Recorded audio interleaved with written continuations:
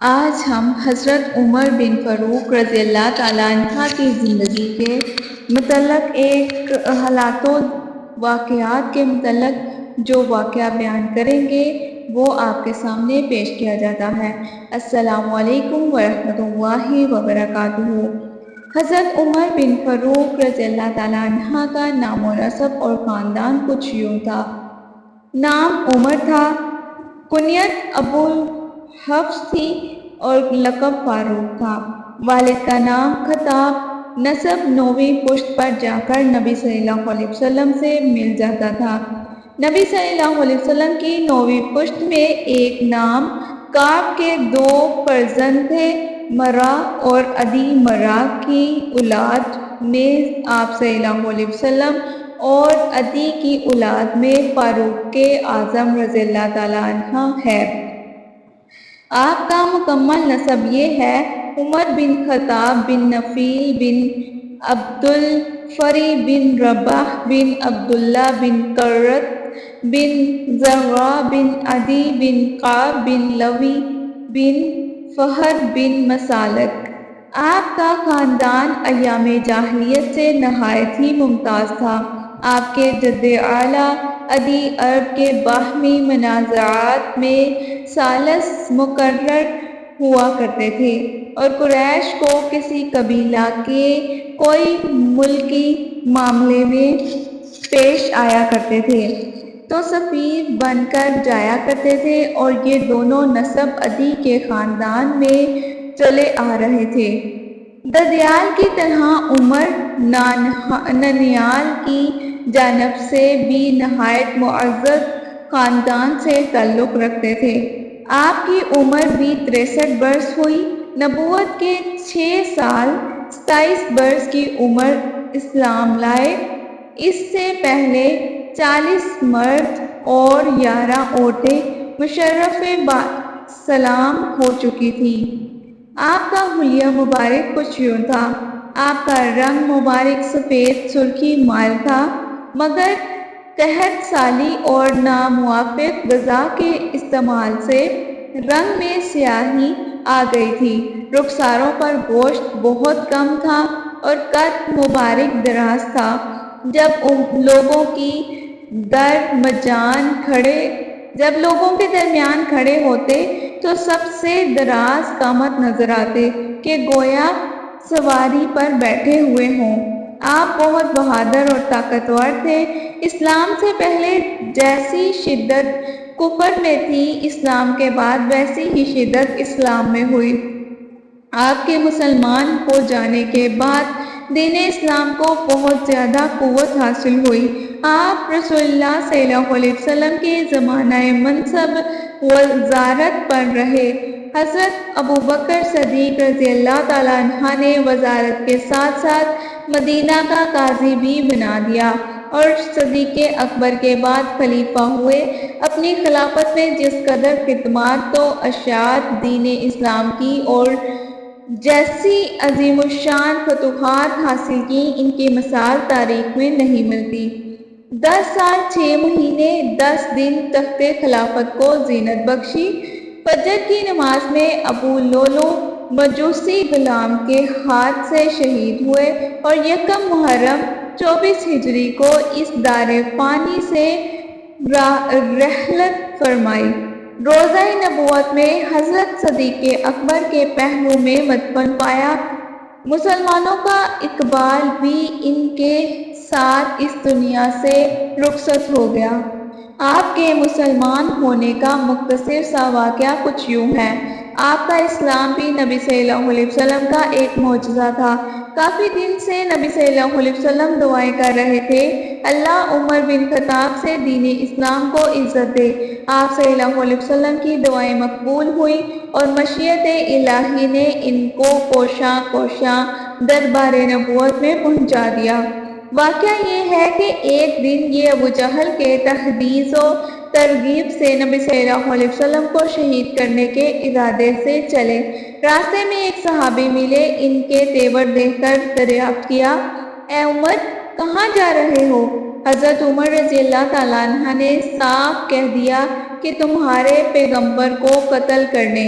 ان صحابی نے کہا اچھا پہلے اپنے گھر کی تو خبر لو، آپ کی بہن فاطمہ اور آپ کے بہنوئی سعید ابن زید مسلمان ہو گئے ہیں۔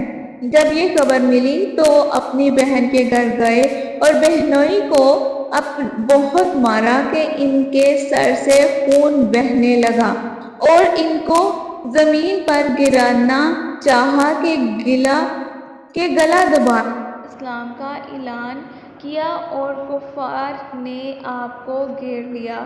باوجود تنہا ہونے کے انہوں نے کفار سے مقابلہ کیا۔ قریب تھا کہ کفار آپ کو شہید کر دیں کہ عاص بن وائل نے آ کر آپ کو چھڑایا۔ ان کے مسلمان ہوتے ہی نبی صلی اللہ علیہ وسلم نے اعلان کے ساتھ کعبہ مشرفہ میں نماز پڑھی اور روز بروز اسلام کی قوت شوکت بڑھتی گئی۔ حضرت عبداللہ بن مسعود نے فرمایا حضرت عمر کا مسلمان ہونا فتح اسلام تھا اور ان کی ہجرت نصرت الہی تھی۔ ان کی خلافت اللہ کی رحمت تھی۔ نبی صلی اللہ علیہ وسلم کے بعد ہجرت کر کے مدینہ طیبہ گئے اور بڑی شان سے ہجرت کی۔ جب مکہ سے چلنے لگے تو کعبہ مشرفہ کا طواف کیا اور مجمع کفار کو مخاطب کر کے فرمایا کہ میں اس وقت ہجرت کر رہا ہوں، یہ نہ کہنا کہ عمر چھپ کر بھاگ گیا۔ جس کو اپنی بیوی کو بیوہ کرنا ہے، بچے کو یتیم کرنا ہے، اس وادی سے نکل کر مجھے روک لے، مگر کسی کی ہمت نہ ہوئی کہ کچھ جواب دے۔ ہجرت کے بعد آپ سے سب سے بڑی خدمت مغازی کی تھی تو اس میں حضرت عمر فاروق رضی اللہ تعالیٰ عنہ سے کون سبقت لے جا سکتا تھا۔ آپ نبی صلی اللہ علیہ وسلم کے ساتھ تمام غزوات میں شریک رہے اور ہر غزوہ میں پسندیدہ خدمات انجام دیں۔ مثال کے طور پر غزوہ بدر سب سے بڑا کام اس غزوہ میں یہ کیا کہ اپنے حقیقی ماموں عاص بن ہشام کو میدان جنگ میں آپ نے اپنے ہاتھوں سے قتل کیا۔ نبی صلی اللہ علیہ وسلم کے چچا حضرت عباس جو کافروں کے ساتھ میدان جنگ میں تھے اور قید بدر میں یہ بھی تھے، لوگوں نے ان کے قتل کا ارادہ کیا مگر نبی صلی اللہ علیہ وسلم کے مزاج مبارک کے خلاف دیکھ کر حضرت عمر فاروق نے پرزور حمایت کی۔ حضرت عباس کے سوا انہوں نے سب قیدیان بدر کے سلسلہ میں قتل کا مشورہ دیا اور فرمایا ہر مسلمان اپنے عزیز کو اپنے ہاتھ سے قتل کرے گا، اگرچہ عمل ان کی رائے پر نہ ہوا مگر خدا کو ان کا مشورہ اتنا پسند آیا کہ ان کی تائید میں آیت قرآنی نازل ہوئی۔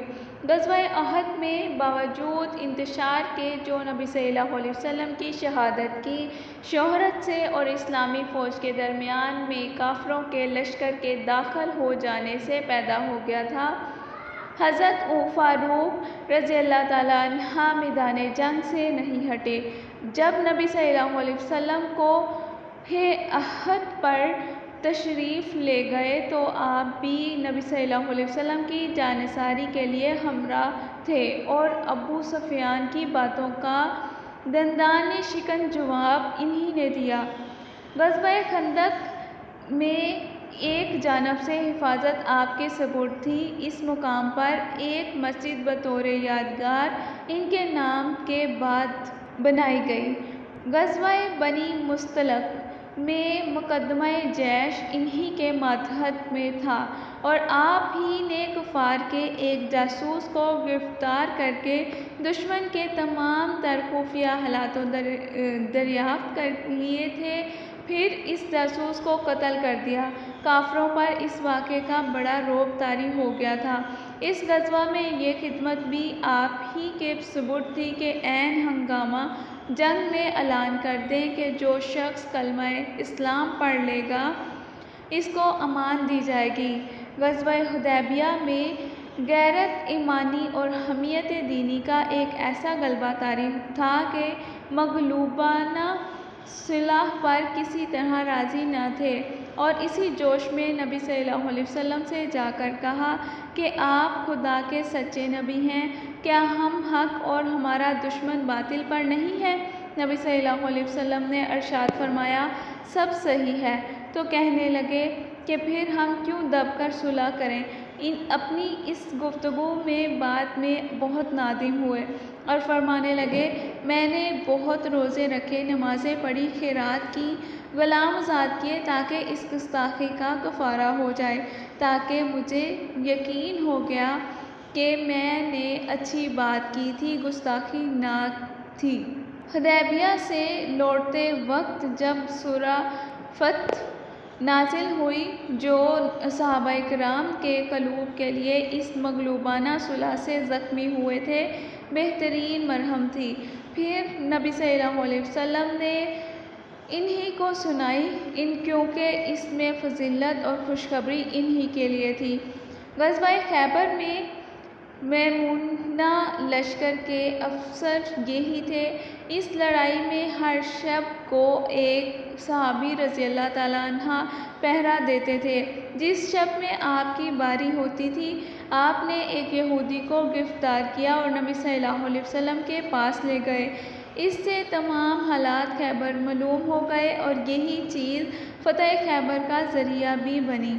خیبر میں ایک روز جب بھی قلعہ خیبر فتح کرنے کے لیے بھیجا گیا، اگرچہ اس روز قلعہ فتح نہیں ہوا تھا، مگر اس میں کیا شک ہے کہ یہودیوں کا زور بہت ٹوٹ گیا۔ غزوہ حنین۔ اس غزوہ میں جماعت مہاجرین کا جھنڈا انہی کے سپرد تھا، جس سے اس امر کا اظہار ہوا کہ جماعت مہاجرین کی سرداری آپ کو عطا کی گئی۔ اس طرح تمام تر غزوات میں کارہائے پسندیدہ انجام دیتے رہے۔ 7 ہجری میں نبی کریم صلی اللہ علیہ وسلم نے 30 سواروں کے دستہ کا افسر بنا کر ہوازن کی طرح بھیجا۔ آپ کی خلافت خدا کی قدرت کاملہ اور رحمت واسعہ کا ایک عجیب نمونہ تھی، جو کمالات اور رسول اللہ صلی اللہ علیہ وسلم کی تعلیم اور تربیت نے ان کی ذاتوں میں پیدا کر دی۔ ان کے ظہور کا پورا موقع زمانہ خلافت ہی میں حاصل ہوا تھا۔ جو وعدے حق تعالیٰ نے اپنے محبوب صلی اللہ علیہ وسلم سے کیے، جو پیشن گوئیاں قرآن مجید اور حدیث میں موجود تھیں اور ظہور ہدایت اور فتوحات مذکور ہیں، وہ بأحسن وجوہ آپ کی خلافت میں مکمل ہوئی۔ اگر آپ کی خلافت کے کارنامے اور آپ کی ظاہری باطنی کمالات و جمالات بھی بیان کیے جائیں تو اس کے لیے بہت ہی وقت لگے گا جو ختم نہیں ہوگا۔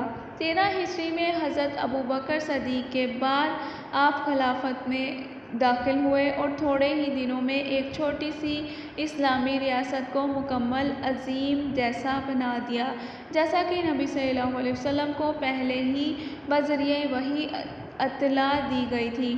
آپ کے مزاج مبارک میں سختی زیادہ تھی، غصہ جلد آ جاتا تھا، بالکل حضرت موسیٰ علیہ السلام کی سی کیفیت تھی، مگر اس کے ساتھ 2 صفتیں عجیب و غریب تھیں۔ اول یہ کہ اپنی ذات کے لیے کبھی غصہ نہ آتا، دوم یہ کہ عین استحصال کی حالت میں کوئی شخص آپ کے سامنے اللہ تعالیٰ کے نام لیتا یا قرآن مجید کی کوئی آیت پڑھ لیتا تو فوراً غصہ دفع ہو جاتا اور گویا کہ آیا ہی نہ ہو۔ جب آپ خلیفہ ہوئے تو لوگ آپ کی سخت گیری سے اس قدر خوفزدہ تھے کہ گھروں سے باہر نکل کر بیٹھنا چھوڑ دیا۔ یہ حالت دیکھ کر آپ نے خطبہ پڑھا اور اس میں ارشاد فرمایا کہ اے لوگو، میری سختی اس وقت تھی کہ جب تم نبی صلی اللہ علیہ وسلم اور حضرت عمر فاروق کی نرمی سے فیض یاب تھے۔ میری سختی ان کی نرمی کے ساتھ مل کر اعتدال کیفیت پیدا کر دیتی تھی، مگر اب میں تمہارا والی ہوں، اب میں تم پر سختی نہیں کروں گا۔ اسی خطبہ میں فرمایا کہ اے لوگو، اگر میں سنت نبی اور سیرت صدیقی کے خلاف کوئی حکم دوں تو لوگ کچھ نہ کہے تو تم کیا کرو گے؟ کچھ لوگ نہ بولے۔ آپ نے پھر 2 بار یہی سوال کیا تو ایک نوجوان تلوار کھینچ کر کھڑا ہو گیا اور کہنے لگا کہ اسی طرح تلوار سے سر کاٹ دوں گا۔ اس پر آپ بہت خوش ہوئے۔ اس صفت پر آپ میں اس قدر تھی کہ آپ کا عدل ضرب مثال ہے۔ خود اپنے فرزند پر حد جاری کی تھی۔ انہوں نے مصر میں شراب پی تھی۔ حضرت عمر بن عاص نے ان کو اپنے گھر کے اندر بلا کر پوشیدہ طور پر آہستہ آہستہ درے لگائے۔ جب یہ خبر حضرت عمر رضی اللہ تعالیٰ عنہ کو ملی تو انہوں نے لکھا کہ عمر بن عاص، تمہاری جرأت پر ہمیں تعجب ہے۔ تم نے میرے حکم کے خلاف کیا۔ اب میں تمہیں معزول کرنے کے سوا کوئی رائے نہیں رکھتا۔ تم نے ابو شمحہ کو یہ خیال کر کے امیر المؤمنین کا لڑکا ہے، گھر کے اندر ہلکی سزا دی ہے، حالانکہ تم کو اس کے ساتھ وہی معاملہ کرنا چاہیے تھا جو سب کے ساتھ ہو۔ اب اس کو میرے پاس بھیجو تاکہ اس کو اس کی بدعمالی کی سزا ملے۔ چنانچہ جب وہ آئے تو عبد الرحمن بن عوف نے سفارش کی، امیر المؤمنین ایک بار سزا مل چکی ہے۔ آپ نے ایک نہ سنی اور ابو شمحہ رونے لگے اور عرض کیا کہ اے والد، میں بیمار ہوں، دوبارہ مجھے سزا دے دیجیے گا تو میں مر جاؤں گا۔ آپ نے کچھ توجہ نہ دی اور قاعدے کے مطابق سزا دی۔ اس سے ابو شمحہ کی بیماری بڑھ گئی اور 1 مہینے بعد آپ کا انتقال ہو گیا۔ اگر اب ان کے فاروق اعظم رضی اللہ تعالیٰ عنہ کے گشت کے چند واقعات پر نظر ڈالیں تو کچھ یوں ہے۔ اس دنیا میں کون ایسا بادشاہ ہوا ہے جو خود چوکیداری کا کام انجام دے؟ حضرت عمر فاروق رضی اللہ تعالیٰ عنہ دن میں تنہا مدینہ کی گلیوں میں پھیرا کرتے تھے اور صرف ایک درہ ہاتھ میں ہوتا تھا، اور راستے چلتے چلتے کوئی مجرم قابل سزا مل جاتا تو وہیں اسی درے سے سزا دیتے تھے، اور راتوں کو تنہا گشت کرتے تھے۔ نہ صرف مدینہ بلکہ باہر ملکوں میں بھی سفر کیا کرتے تھے۔ وہاں بھی لوگ کہا کرتے تھے کہ ان کا درہ لوگوں کی تلوار سے زیادہ خوفناک ہے۔ ان کے گشت کے واقعات تو بہت ہیں، مگر ہم ذیل میں چند واقعات درج کرتے ہیں۔ حضرت انس فرماتے ہیں کہ ایک مرتبہ عمر فاروق رضی اللہ تعالیٰ عنہ گشت کر رہے تھے۔ ایک اعرابی کی طرف سے آپ کا گزر ہوا جو اپنے خیمے کے سامنے بیٹھا ہوا تھا۔ آپ اس کے پاس بیٹھ کر باتیں کرنے لگے اور اس سے پوچھنے لگے کہ تم اس طرف کیوں آئے ہو؟ یہی باتیں آپ اس سے کر رہے تھے، لیکن یکایک خیمہ سے رونے کی آواز آئی۔ آپ نے دریافت کیا کہ یہ رونے کی آواز کیسی ہے؟ اس نے کہا کہ یہ بات تم سے تعلق نہیں رکھتی، ایک عورت ہے جس کے درد ذہ ہو رہا ہے۔ یہ سن کر آپ اپنے گھر تشریف لائے اور فرمایا، اے کلثوم، ذرا کپڑے تو تبدیل کرو اور میرے ساتھ چلو۔ چنانچہ آپ ان کو لے کر اس اعرابی کے پاس پہنچے اور اعرابی سے فرمایا کہ کیا اس عورت کو اندر جانے کی اجازت دیتے ہو؟ اس اعرابی نے اجازت دی اور حضرت کلثوم اندر تشریف لے گئیں، اور تھوڑی دیر بعد حضرت کلثوم نے پکار کر کہا، اے امیر المؤمنین، اپنے دوست کو خوشخبری دے دو کہ لڑکا پیدا ہوا ہے۔ اس اعرابی نے جب امیر المؤمنین کہتے ہوئے سنا تو کانپ گیا اور جلدی سے مؤدب ہو کر بیٹھ گیا اور معذرت کرنے لگا۔ آپ نے فرمایا کہ کوئی حرج کی بات نہیں، صبح کو ہمارے پاس آنا اور اپنے اس بچے کا وظیفہ مقرر کر کے اس کو کچھ دیا۔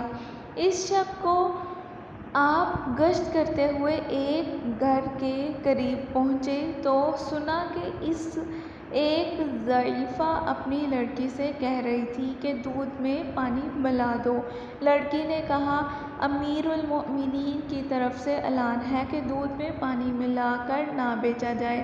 بڑھیا نے کہا کہ نہ اس وقت امیر المؤمنین یہاں ہیں اور نہ منا دی۔ لڑکی نے کہا اللہ کی قسم یہ بات ہمارے لیے مناسب نہیں کہ ظاہر میں تو امیر المؤمنین کی اطاعت کریں اور باطن میں مخالف کریں۔ یہ سن کر آپ بہت خوش ہوئے اور اپنے غلام اسلم کو جو اس وقت آپ کے ساتھ تھا کہا اس مکان کی کوئی نشانی بنا دو، اور دوسرے دن آپ نے وہاں ایک شخص کو بھیجا اور اس کو اپنے صاحبزادے عاصم کے لیے پیغام دیا اور فرمایا کہ اس میں برکت ہوگی۔ چنانچہ عمر بن عبدالعزیز اسی لڑکی کے بطن سے تھے۔ حضرت فاروق اعظم کی شہادت کچھ اس طرح ہوئی۔ حضرت عمر فاروق رضی اللہ تعالیٰ عنہ کی شہادت اسلام کے ان مصائب میں سے ہے جن کی تلافی نہ ہوئی اور نہ ہو سکتی ہے۔